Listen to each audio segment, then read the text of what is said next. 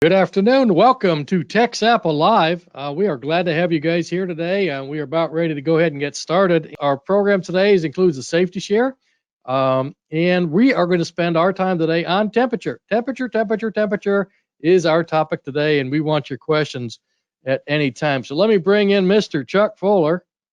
I think I mispronounced his name last week, and he's still giving me heck for it. There he is, Mr. Chuck Fuller, Fuller. And he's going to do our safety share today. So, Chuck, go ahead. Thank you, Jim. I really appreciate it, and thanks a lot for having me on today. It's really important. I believe our topic today is going to be about temperatures, and I think we're going to really delve into it pretty good. But to start everything off, let's talk about our safety share. So our safety share for this week is reducing nighttime driving risk. So we all know how much more difficult it is driving at night compared to driving during the day.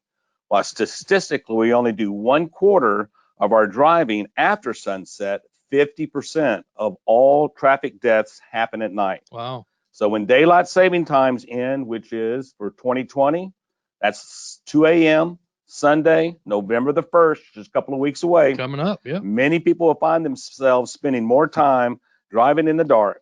And so I'm going to give you a couple of safety tips to be aware of. All right. Of course, use your lights. That's the main thing. Make sure your headlights are clean. And they're on before you get on the roadway.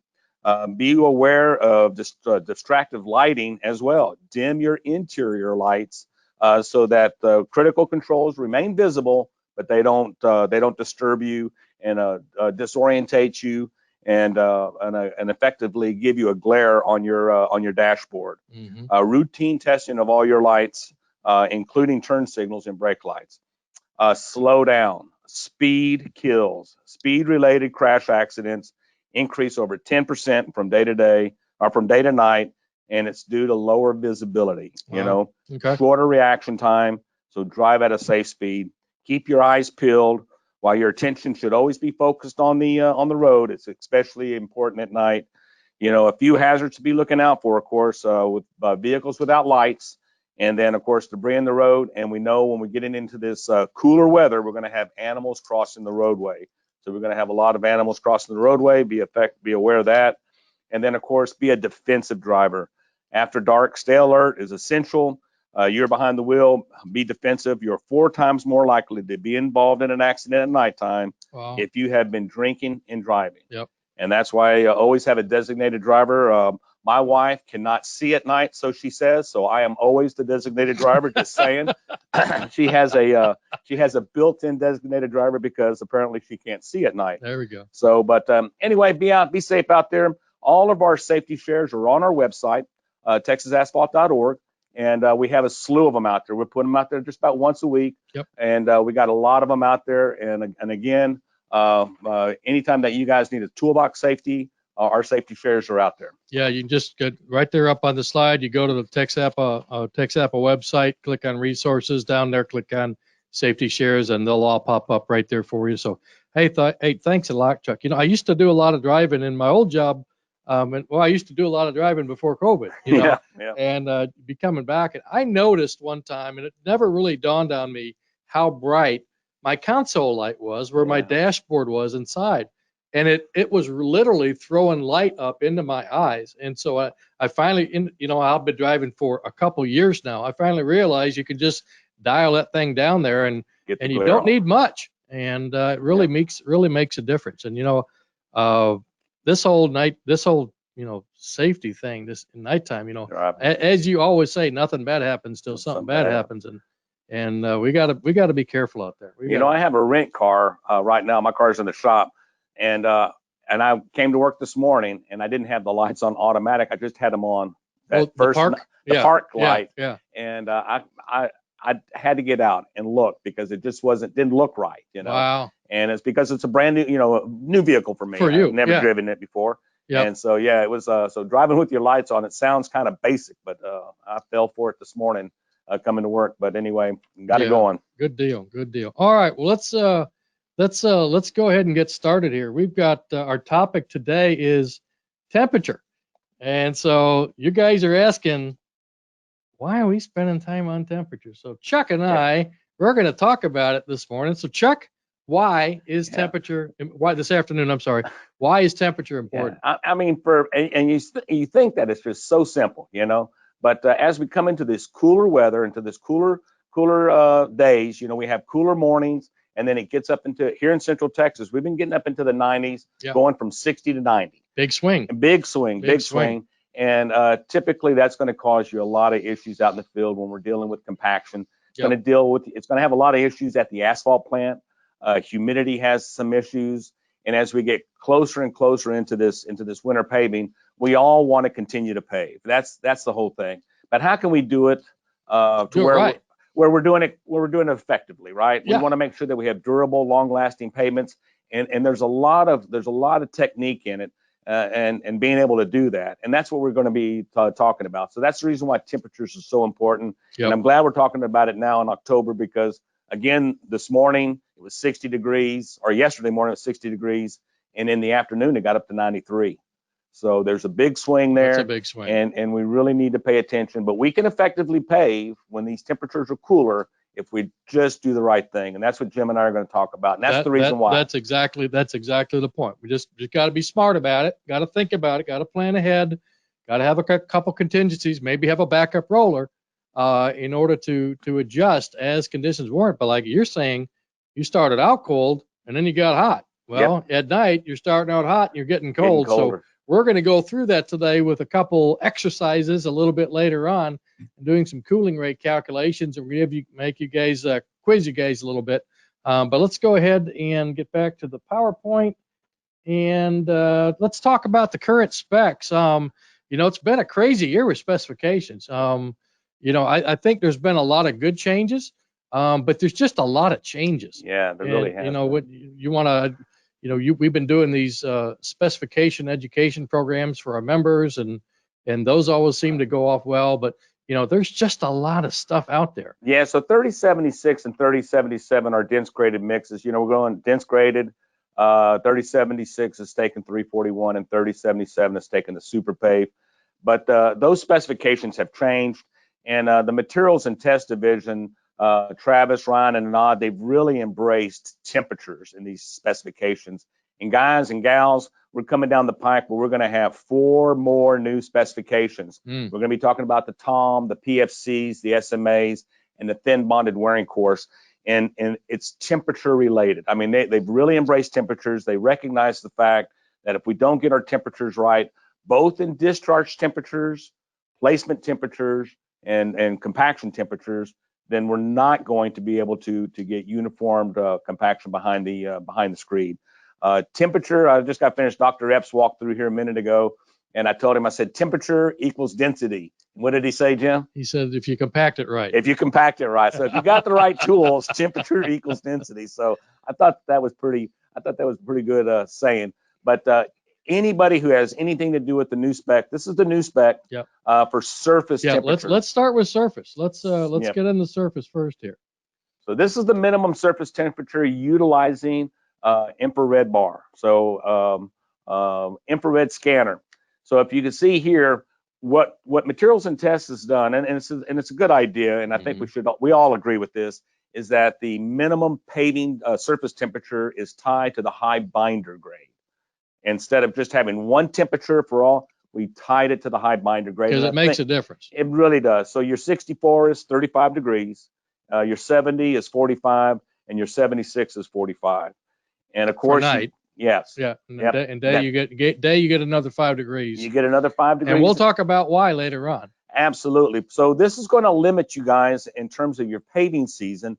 If you do decide to use a warm mix additive as a compaction, you will get an extra 10 degrees, okay? And that's real important because within the new specification, when we talk about warm mix and we talk about compaction aid, where you could get this extra 10 degrees, compaction aid is defined as a chemical additive, okay? That's on the approved material producer list. So it's real important to know that. And it's really going to come into play when you get into the TOMs and the PFCs, the new specification. But this is our surface temperature, and again, it's tied to the high binder temp. So that was the scanner. Now let's talk about the camera. Yeah, so here's the camera. Here's our camera temperature. So our 64 is 45, our 70 is 55, and our 76 is 60. So this is really squirting down your paving season if you're going to utilize the camera instead of the IR system. And again, you're going to get that 10 degrees if you utilize warm mix as a compaction aid. And that, again, that's real important for all those who are out there that are wondering with this 244. You see that here, the 244F. Materials and Test Division is currently rewriting that specification, or that test procedure, I should say. And that's the test procedure utilizing a camera and utilizing the thermal imaging system. Yes, sir. So we have that. It's going to come out in the pike, and we're going to talk about that a little bit later on. But again, look at your surface temperatures during the daytime operations. Yep. I mean, for a 64, it's 50 degrees if you're using a camera. And again, if you're using that compaction aid, that warm mix additive as a compaction aid, you can go down to 40 degrees. But you better have your ducks in a row. You better have your ducks in a row. Yep. And I think that's going to really narrow your paving season down, and suggest looking at that thermal imaging system because that's going to give you another 10 degrees off of that. But you still got to have your ducks in a row. You still got to have your ducks in a row. We're going to really show that here in a minute when we get into this pave, or the cool pave. Right. So let's talk about, okay, so we've got our, it's warm enough to start paving. That's correct. All right, so now let's talk about plant mix temperatures. Yeah, so plant mix temperatures in the old spec, the plant mix temperatures require that you were 350 degrees. You just couldn't be over 350. And again, Materials and Test Division looked at the fact that it's tied to, got a little section up there. Oh. You got I'm losing the light bulb. I'll be right back. The Materials and Test Division looked at tying the discharge temperature to, again, your high binder grade. So now we're looking at 64 being 325. That's the maximum it can be, 325. PG 70 is 335, and PG 76 is 345. Now, what's real important about these temperatures, this is your maximum temperature for discharge, okay? The specification allows you 25 degrees on either side of this. Okay, it allows you for 25 degrees on either side of this. So you got to be real careful about when you pick your discharge temperature that you got a 25 degree variance. This is the maximum, and again, it's tied to your high binder grade. And Jim, when we talked about this being tied to the high binder grade, I mean, 350 was just too high for a 64. Yeah, I mean, when some of these binders, you get them hot enough, and you know, you're well below the safety point or the smoke point or those kinds of things, but you're starting to damage them. And we certainly don't want to have a brand new pavement that feels like it's 10 years old. Yeah. And that's what happens when you prematurely age these binders by overheating them. And that's why there's even a specification in the roadway. If they think the mix is overheated, they can actually take a sample and have it tested. So we do want, and you know, honestly, you don't need to heat a 64 that hot. That's correct. And right. you don't need to heat a 76 that hot. So yeah. I think there's the old adage. Let's go back to the other picture. We talked to each other. There's that old thing is, you know, hotter is better, man. Make it 400 degrees. You know, I want to keep it in the truck all day. People don't realize the hotter you make it, the faster it cools. Yeah. And they just think of the opposite. So, but and you can play around with some numbers and actually look at that. But generally, you want to heat it enough to get it hot enough to be fluid, hot enough to transport, and hot enough to place, and you don't really need to be much hotter than that. So great observation. And right here, still stay right here, because again, the warm mix still comes into play here with our dense graded mix. Yeah. Our 3076 and 3077, we still have the opportunity to utilize warm mix, which is the 215 to 275. Yeah. Okay. And you can use both processes. You can use the foaming process, or you can use the chemical process. Yep. Now, when you're using the compaction aid, it's only the chemical process. Right. And so that's the difference. That's the difference. So we still have the whole warm mix. So some individuals had said, hey, we took warm mix out of the specification. That's not the case at all. They just redefined what compaction aid is. And so absolutely, we still utilize warm mix for 3076 and 3077, and it's a good opportunity again to be able to reduce that temperature and still be able to get your compaction. Well, here's a comment. When I was a young EIT inspecting on an overlay in 1988, so that goes back a little bit of ways. The asphalt plant was 37 miles away from the job site. My eyes are changing, and I'm kind of in between glasses right now. The temperature of the hot mix was 450 degrees when it left the plant. Oh my God. And they were 325 to 350 by the time they got out to the site. Yeah, that's the whole thing about that Yeah. rapid cooling. And that did that mix no good to heat it up that Yeah, hot. that just burned it up. There's no doubt. Yeah. But again, materials and test division, Travis and Ron and Anad, you guys did a great job in establishing this. And remember these temperatures because these are consistent throughout all the specs. Yeah. This is consistent throughout all the specs. Grade based. Yes, Grade yes. based. Your plant maximum temperature is based on your high temperature binder grade, and it's the same through all the specifications. So it's really good to know these numbers. Yeah, absolutely. And also remember, there's that 25-degree production tolerance. So ideally, you would be producing 25 degrees underneath that to give you the tolerance above and below. So, hey, let's go ahead and just talk. A lot of people may not know how we measure temperature at the asphalt plant. And Yeah. here's a couple pictures. Let's see if I can get my little mousy thing to work here.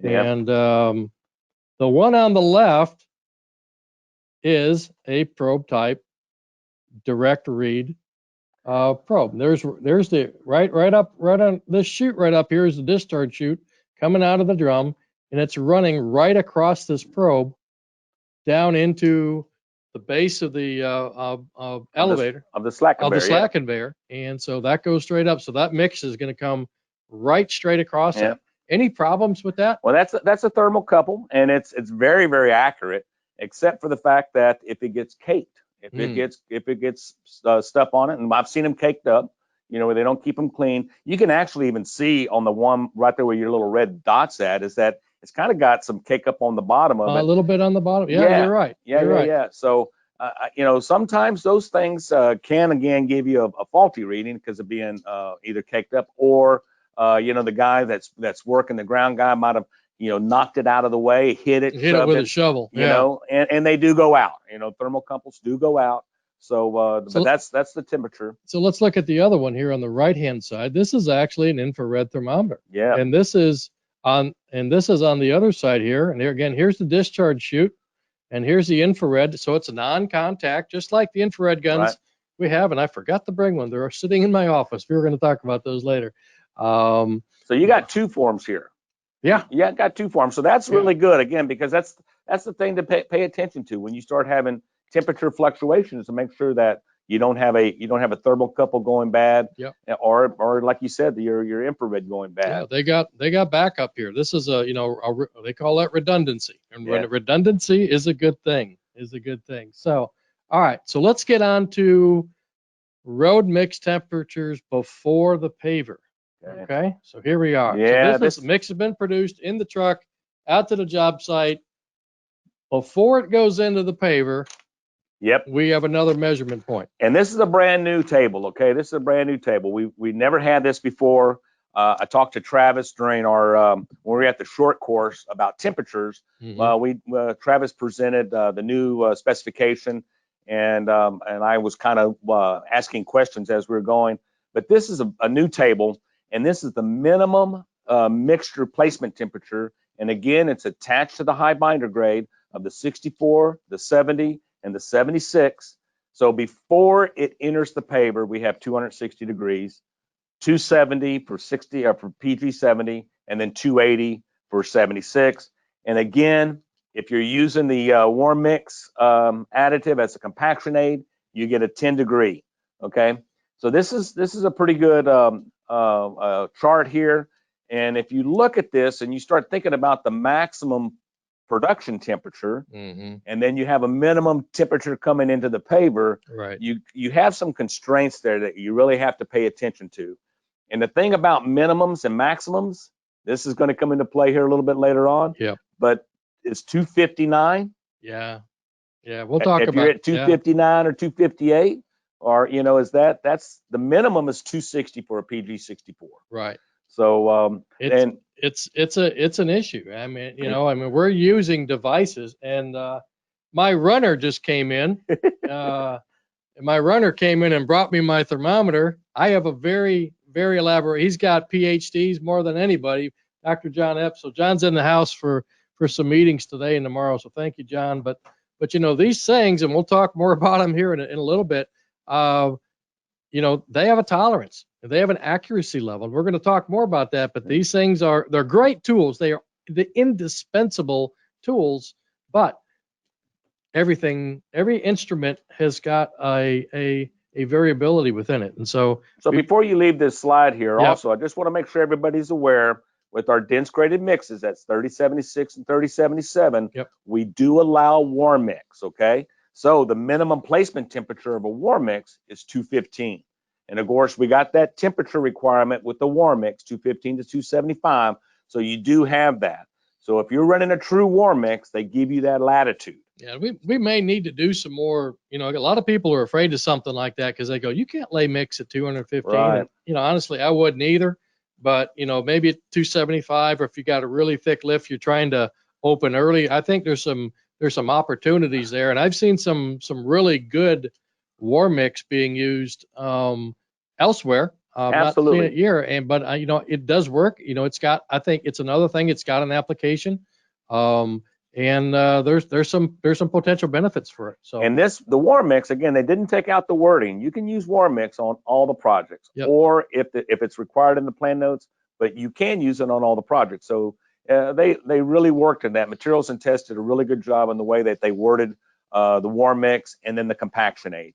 And there's definitely a separation between those two. Yep. And you'll see those in the newer specs as we get into those later on. Yeah, Ramon said, I guess that higher temperature used to be in the maroon book. Yeah. I don't know how that was a while back. A while back. Okay. Thank you. We appreciate that. Hey, let's talk about where we measure in the field. And we're not talking about in the paver. We're talking prior to. And we've had lots of discussions here about where that is. And so I'm going to give you my 2 cents on where you're going to take it. So on the left side of the screen there, if you're using an MTV, you want to use that infrared device as the material is discharging. These devices work really well when mix is moving. They don't work really well when mix is static. So bland surface texture, mixes cool off very rapidly. But where the mix is actually moving, I really believe they're fairly close to an actual internal probe type thermometer. But any place else they're not. So you gotta remember that, and we'll show you a little demo of that a little bit later on. So on the left-hand side, he's measuring it. I mean, I don't know if I'd have my hand in the hopper in there, but he's pretty close there to the edge. And on the right-hand side, where we've got a belly dump operation, again, I would not check it on the surface. I would take my heel, kick it in a couple inches, and then stick the thermometer in, or stick the probe in, or the infrared in there, and then take a reading. So how many readings is enough? Is one enough? Yeah, it might not be, Jim. It just depends. Again, it's how big your windrow is. Yeah. You know, what were you trying to? Are you laying 2.5 inches or 3 inches? Laying 1 inch? Again, taking it in front of the windrow like that and making it kick into the windrow, that could be dangerous. Yeah, you know, especially if you're running 35, 40 foot a minute, you know, and you're trying to do all this and you're kicking in and you fall down, you could have an issue. So it's really important that you're paying attention here. That's a good point. You know, Yep. One of the things that I've always told people, if you're on the job site, you need to be able to see the operator's eyes all the time. And if you can't see the operator's eyes on that piece of equipment, you are too close to it. So down here on this shot, it was a zoomed in shot. I took it. I'm actually back further than that. Yep. But, you know, I want to actually be able to see the operator. So God forbid something happens, you know, right. I'm not going to be, I would probably cause a deficiency in the mat. So, or an irregularity. And you bring up a great point, is where do you take the temperature at and how you take the temperature. I think whatever you decide to do, it has to be communicated and discussed with that inspector, yes, with that TxDOT representative, yep, before the project starts. We need to talk about this at the pre-pave meeting or at the all hands meeting, you know, out there before we get going. Let's talk about this because it's so imperative. We're going to talk about the variability in the devices in a second, but it's also the variability of where you take it at. If that representative for TxDOT or that TxDOT inspector is shooting, you know, on top of it, and you're shooting as you're moving, you're going to get two different answers. Right. And so it's imperative that this is a conversation that has to happen before we start paving, because what you don't want to have is somebody shooting and saying you're 259, remove and replace it. Right. And that's where it's going to come in at, and that's what you have to have. That's what you have to have is that conversation. Right. Let's be consistent. Be consistent. Okay. And let's calibrate our devices against each other, and we'll talk more about that. But we want to be able to do that. So, if I'm taking a number, you're taking a number. Yeah. What'd you get? 275. Okay. I got I got 280. We're close enough between our equipment. We're not freaking out over stuff. So, but then take it the same place.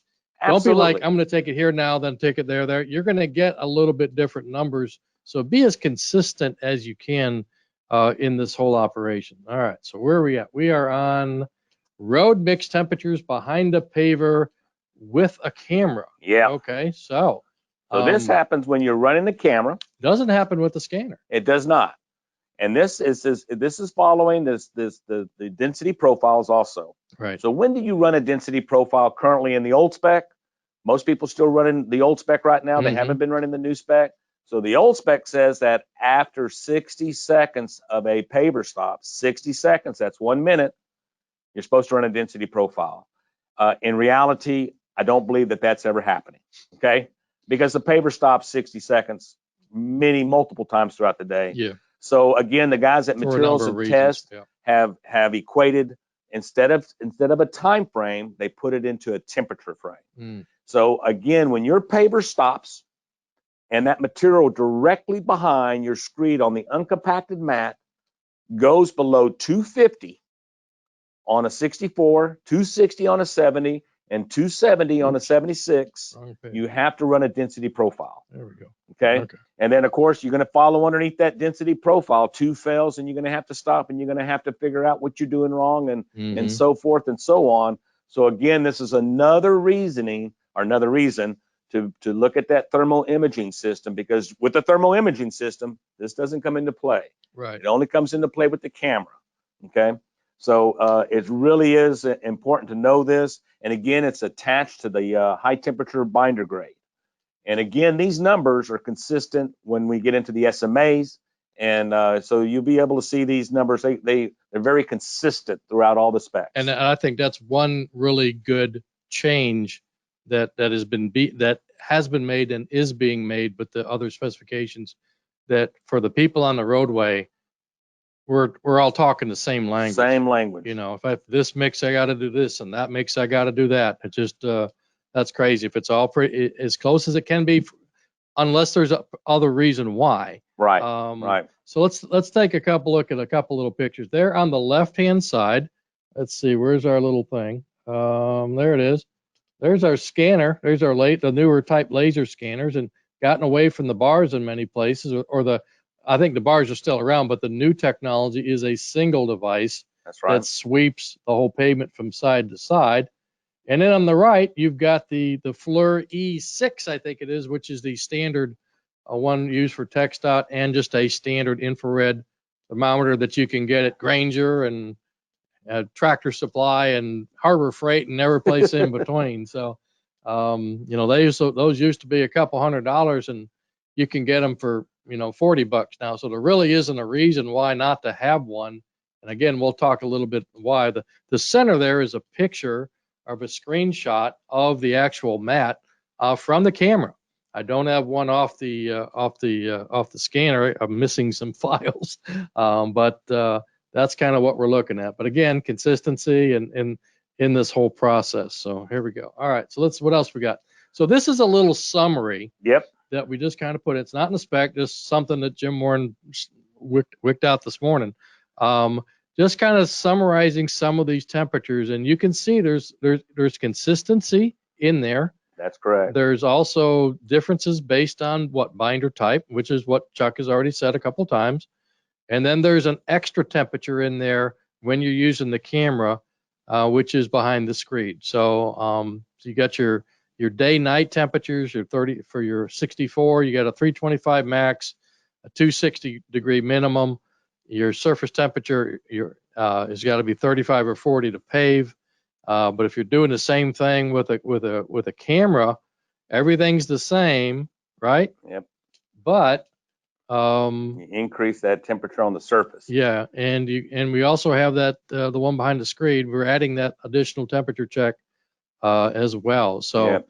It's just some things to think about. And So, again, these temperatures are based on just regular, running conventional dense graded hot mix. Again, if you're running war mix, you got that 215 to 275.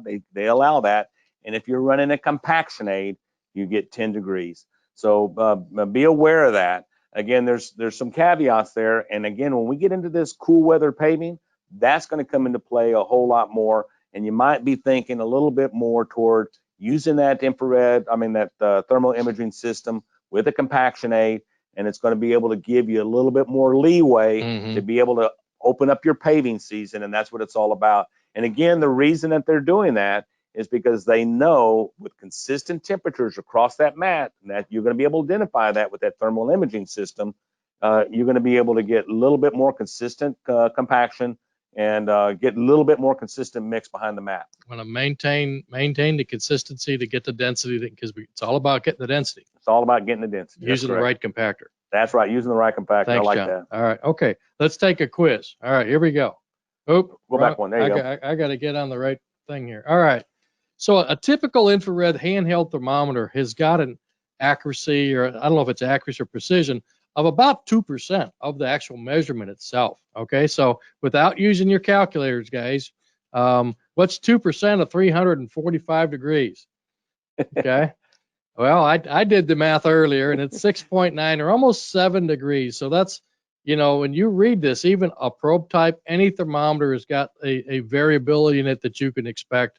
And we're not even talking device to device. That's a whole nother, that's another program. But so just because these devices read to maybe a degree or even a tenth of a degree doesn't mean that's actually it. Because particularly with the infrared guns, let me get back to there. You mash this thing down a couple times, you're going to get different readings each time, and that's why.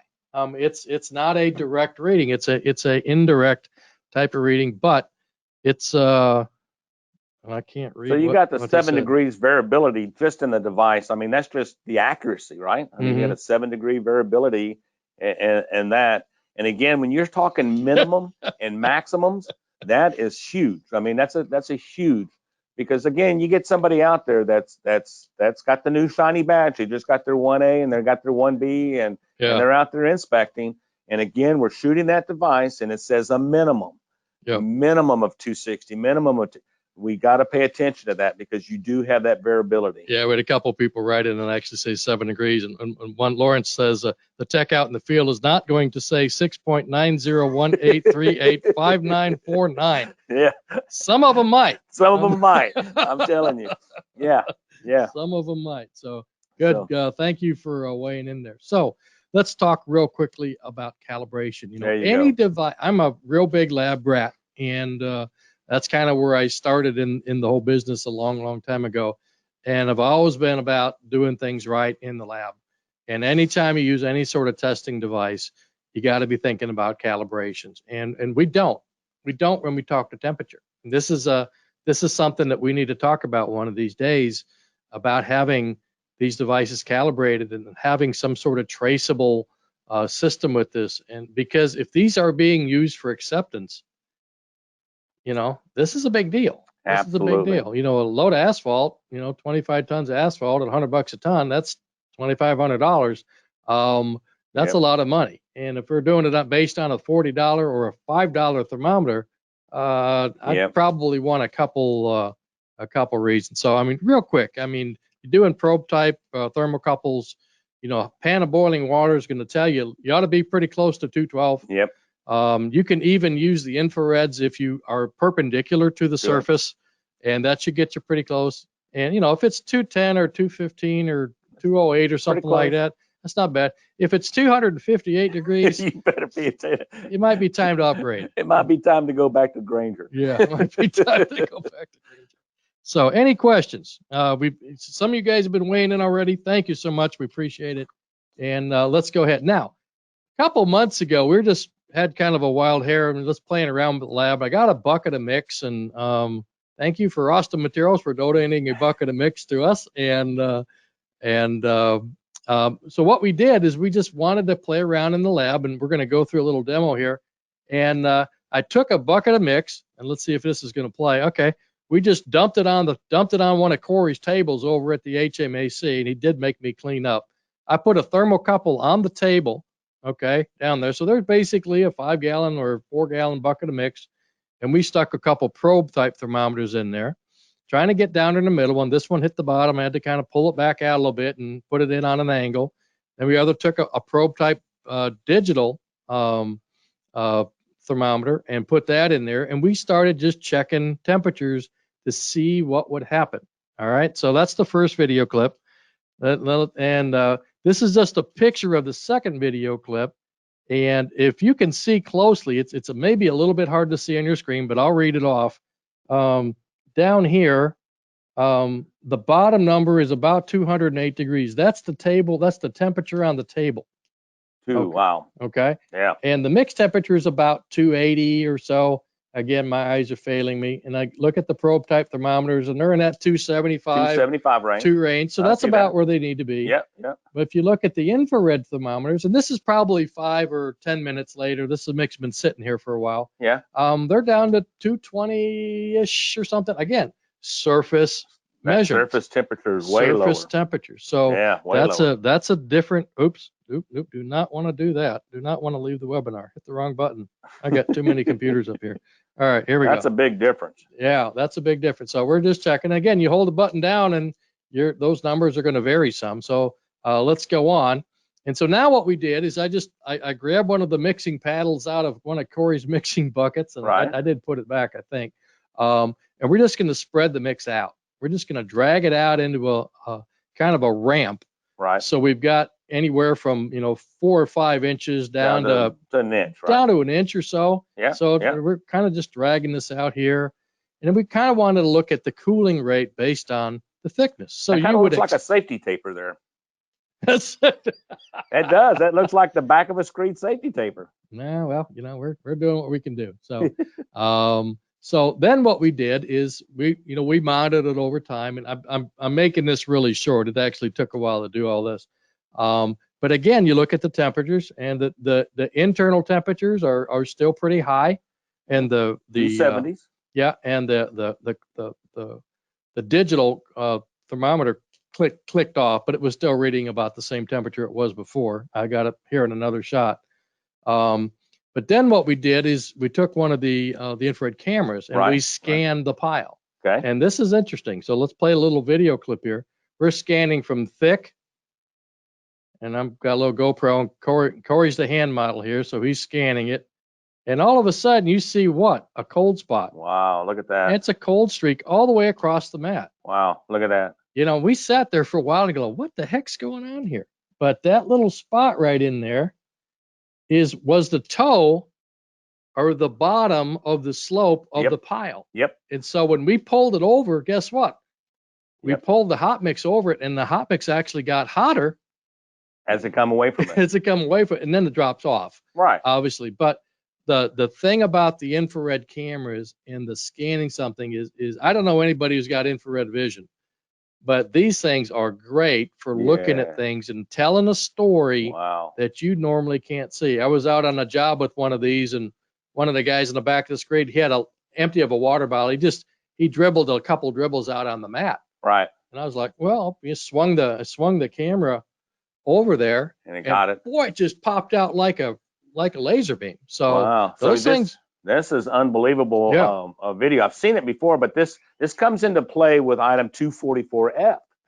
That whole testing procedure with the camera and the IR bar. Yep. Because again, I said a safety slope. That's what a safety slope does. It's going to bring you a 6-to-1 out.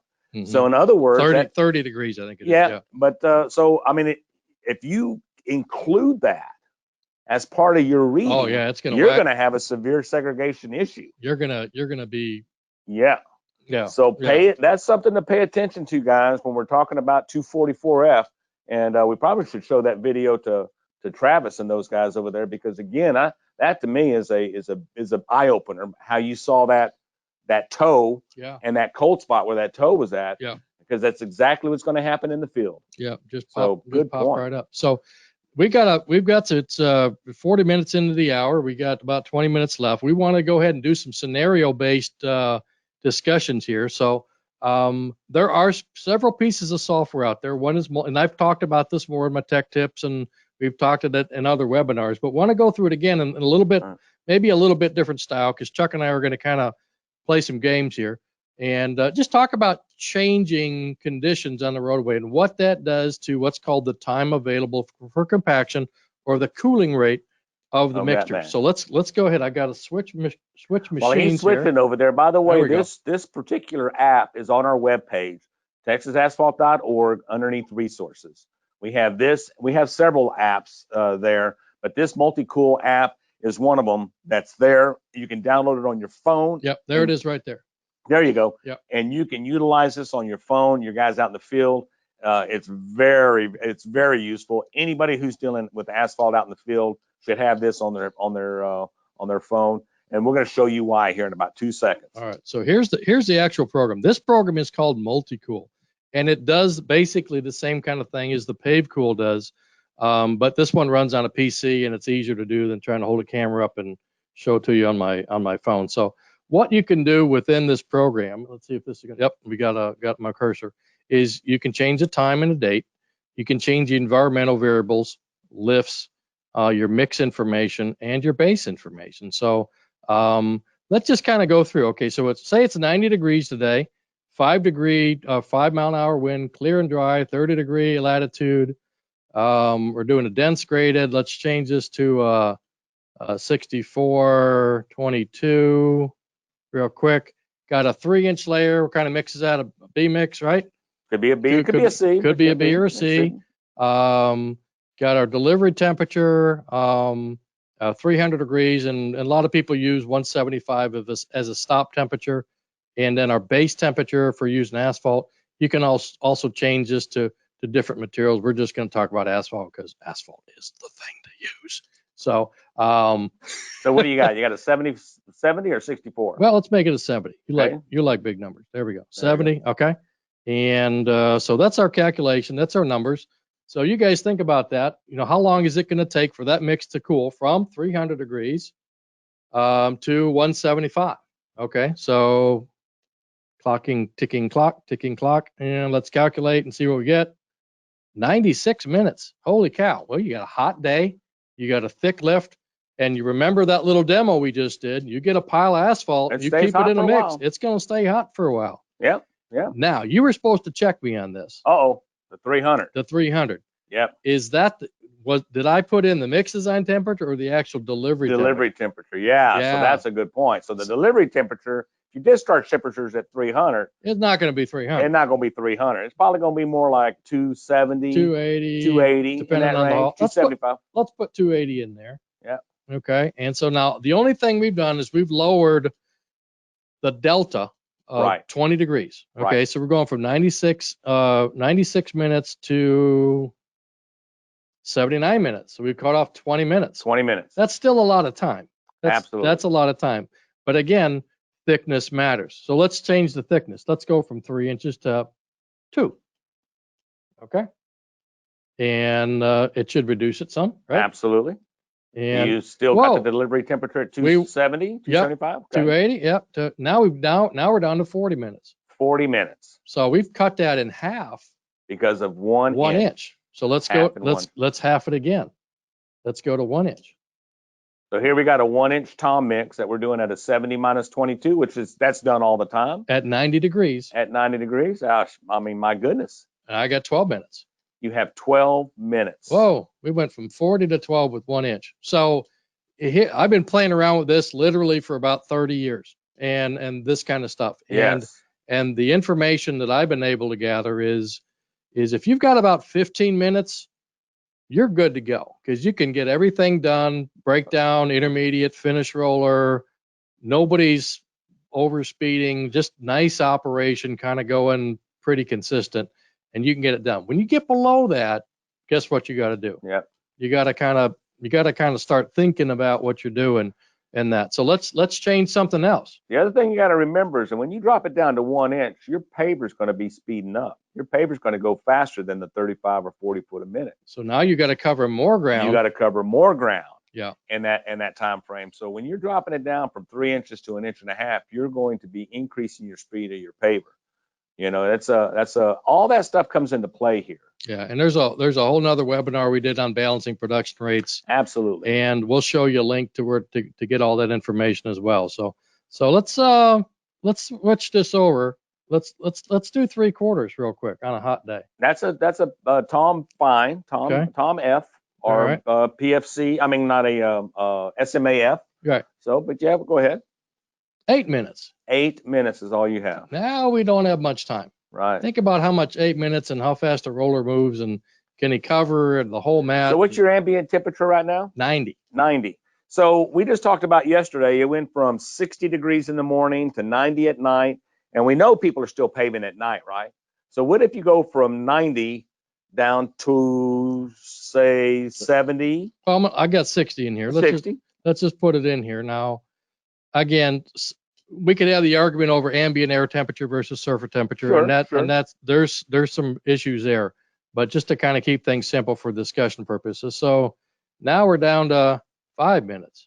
So now. So we had TJ Young in here, what, about 3 weeks ago? Yeah, about a month ago. Yeah, about a month ago. And TJ said that his rule of thumb, that when your temperatures fluctuate more than 15 degrees, that you really need to look at your rolling patterns. That your rolling patterns will change. Let's go back to an And inch. you really need to pay attention.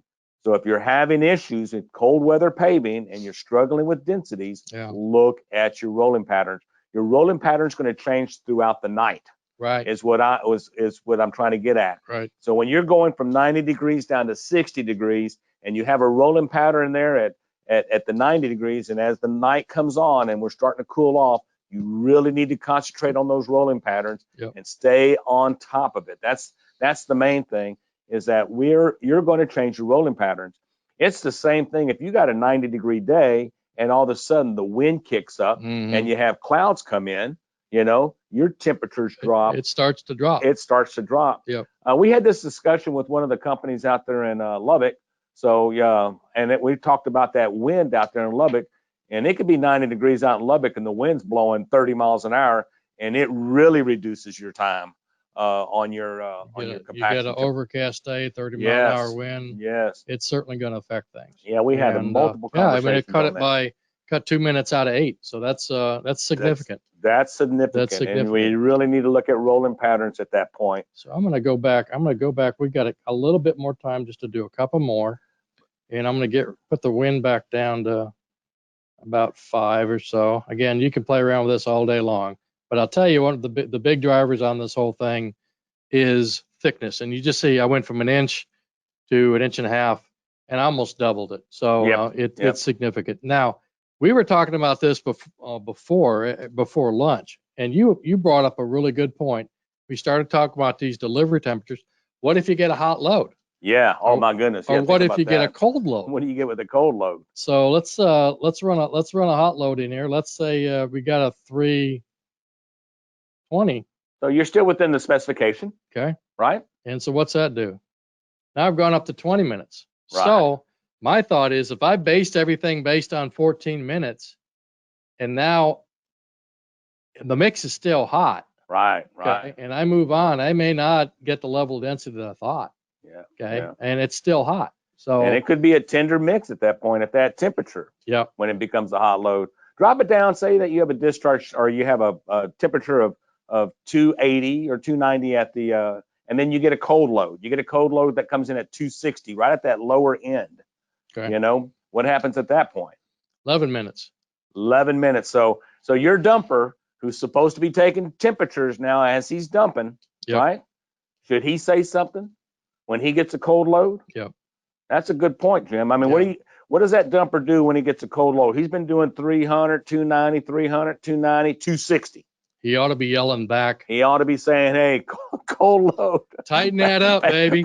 Tighten it up. Pay attention. Tighten it up. Pay attention. And you know, one of the other things I want to make sure we cover when we talk about here, you know, when we get into modified binders, and this is something I've learned a little bit, and I know everybody else has, you know, 175 for a modified binder, the mix is pretty much, it's done. I mean, it's done. Compaction. Probably done up in, you know, I've always used, when playing around with this, just for a rule of thumb, somewhere, yeah, not 2000. So say 200, 210, even 225, depending on the material. So let's make it 210, and let's see what we're doing. So let's go back to our cold load, and we're stopping at 210, and we've changed it to a 76. We got 4 minutes. 4 minutes to have that compaction done. So those scenarios are true and they're real, and that's what's happening out in the field. And again, the reasoning for the cold load, that driver could have had a flat tire. He could have had an issue. He could have had had to have a breakfast taco or something. I don't know, but that's the reality of it. Yep. And that you're going to have that variability. And the thing about it is to be aware, and then to have the game plan. When you have that variability, you have the game plan to combat that. Mm-hmm. And that's the whole reason with using that thermal imaging system, is that it's going to catch every bit of that at the whole time. Whereas the camera, we're going to catch it every sublot. You might not catch it every single instance when that thing happens. And I think, well, I do know that's what materials and tests, that's what Travis had said on the short course when I asked him about materials and tests and bracing temperatures. Mm-hmm. He said, hey, look, we really need to pay attention.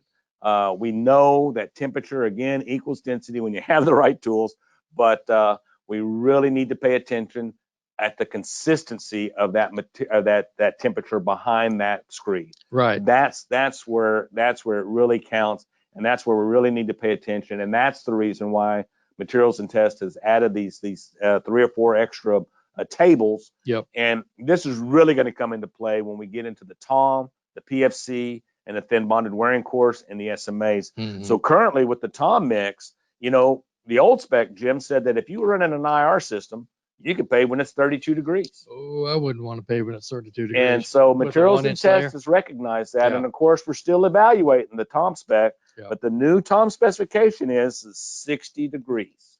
That's the surface temperature is 60 degrees. And of course, if you're using a compaction aid, they're going to allow you 10 more degrees, off of that. Yeah. But that's really going to change. It's really going to change your paving season. So your roadway temperature for the camera is 70 degrees. So we're talking about now we're narrowing. We're done. Yeah, you're going to be narrowing that paving season for a TOM mix and a PFC really narrow if we're not paying attention to warm mix additives for compaction aid and utilizing a thermal imaging system. Yeah. So again, that's something that had to be addressed. We had to address that, and Materials and Tests did address it. And I believe we're all in agreement that you can't lay it at 35, even though some people have tried. And well, I think what happens is, you could make it. Yeah. You can haul it. Yep. You can shove it through a paver. Yep. And you can run a roller over it. Yep. but is the performance going to be there? Are we going to get that durability, that long-lasting life? And I think that's the question. And the answer is there's no doubt you can lay it. Yep. Okay. Yep. But is it going to work? And I think that's the thing that we as an industry need to stand up and say, hey, we are about the quality. Let's make sure we're getting the quality. We get the quality, we get the safety, we'll get the tonnage. Just got to work on things, and we just got to be a little bit more proactive when looking at some of these operations, and have a couple more contingency plans. A second roller, meaning the difference whether I can pave or not pave. Yeah. That's pretty cheap. And one of the things that we did talk about, Travis and I had talked about also, is that the temperature behind the paver is where it's at. Mm-hmm. I mean, guys, if we could get temperatures and we can get density behind the paver with our temperatures, I really don't care about the temperature going into the paver. Yeah. But I get it. It all matches in. But the temperature coming into the paver, I'm more about effectiveness behind the paver and how we're getting densities and how we're controlling our rolling patterns and how we're being consistent with it. And that test procedure 244 is going to come into play there. Yeah. So last call for questions. We're about wrapping up here. So what's the big takeaway? Now, this was actually pretty fun. It's a great observation. Right. We just presented our awards a couple weeks ago and included our Technician of the Year awards. And I got the chance to video and interview these great technicians that are out there. And the 1B of the year is a gentleman named Juan Bustos. He works for Hunter, and he made a quote that I think sums this all up. Let me see if I can play this. Expect the unexpected. Every day is different. Just like with hot mix. You know, it's every day is different. So every day is different. So every day is different, and expect the unexpected. And I think that is it. is really it in the big scheme of things. And Juan is completely right. I love that when he was saying that every day is different. Expect the unexpected and be on your toes, guys. Again, I think again that we can continue to pave in these cooler times, these October, November, even going into December's and January. I don't care where you're at in the state of Texas. I think that we can pave if we're paying attention. We utilize our best practices. Now, Jim and I didn't even go into the whole rolling techniques and about that's a whole nother that's a whole nother deal about using skirts on your pneumatics if you're using pneumatics, and paying attention to your rollers and getting in tight and really monitoring the temperature of your rollers and all that. That's a whole nother thing altogether. Yep. We just wanted to cover the overall aspect of temperatures, and we can do it if we're paying attention. And our 1B is on his toes. It's critical that you have your 1B out there working with. And they got to be communicating. Absolutely. They got to be communicating to the roller operator. They got to be communicating to the 1A at the plant. They got to be communicating with the paver operator to make sure he doesn't get excited and see the finish line. And everybody just stays steady and consistently pave. I mean, if you go through the balancing operations, many times what you can do is that you can actually slow down and actually get more production. Absolutely. And you'll get you'll get the bonus. Absolutely. You'll get as much bonus as you possibly can. Be very consistent. And TxDOT, they put the bonus in there because they know if you achieve the bonus, you're getting better quality. And for us, for me, I want the life. I want to see these pavements last. And so everybody wins. We get a good job. Okay. We get density. We get it, everything rides well because we're consistent. Contractor gets a nice paycheck, and we get a project that lasts. And being a taxpayer, I kind of like that too. So, any questions come across the deal there, Jim, for us? Not anymore. Not anymore. Okay, good. But guys, I want to thank you all for the ones that you weighed in. I want to thank you guys for doing it. Everybody, thank you for joining us today. I look forward to seeing you again on TXAPA Live or our troubleshooting series next week. Please be safe out there. Keep laying smooth asphalt. Do mind the weather. It is getting cold, but continue to wash your hands, wear your mask where you got to, and let's get through this. And drive straight. And you paver operators. Keep your lights on. Keep your lights on. Goodbye, everybody. Thank you.